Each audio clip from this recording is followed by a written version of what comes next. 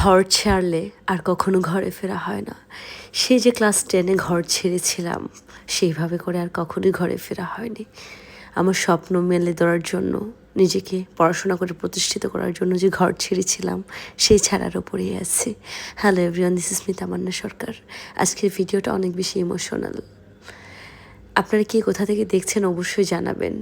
আমি জানি এটা সবার জীবনের গল্প।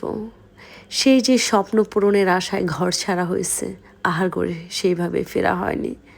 তখন ক্লাস 10-এ পড়ি, ঘর ছেড়েছিলাম নিজেকে স্টাবলিশড করার জন্য, পড়াশোনা শেষ করে মানুষের মতো মানুষ হওয়ার জন্য।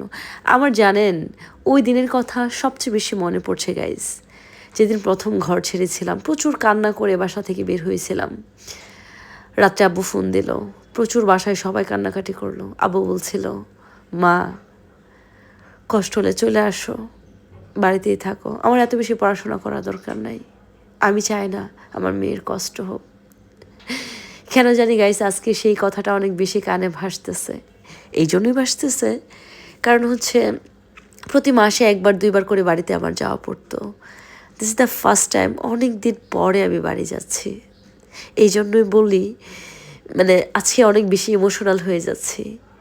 সেই স্বপ্ন পূরণের তাগিদে যে ছোটোবেলায় ঘর ছেড়েছিলাম, আমার মনে পড়ে আমি যখন ঘর ছেড়েছিলাম, আমি ঠিকমতো ভাতটা তুলেও খেতে পারতাম না। বাবার খুব আদরের মেয়ে ছিলাম, মায়ের খুব আদরের মেয়ে ছিলাম। আর সেই তামান্না, সেই ছোট্ট তামান্না, নিজেকে দেখে রাখা, পড়াশোনা কমপ্লিট করা, নিজের পায়ে দাঁড়ানো, সব কিছু করেছে গাইজ। জানেন এই নিষ্ঠুর পৃথিবী আমাকে অনেক কিছু শিখাইছে, হাতে কলমে শেখাইছে, যেটা কোনো বই পুস্তক আমাকে শেখায়নি। আমার মতো অনেকের গল্প জীবনে আসলে এটা শুধু গল্প না, ইমোশনস।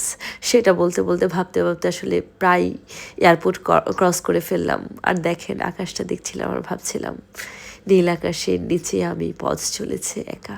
এই একাটা না গাইজ কষ্টের না, এই একা চলাটা আনন্দের, গর্বের। কারণ কি আমি একা চলতে পারি, ফিরতে পারি।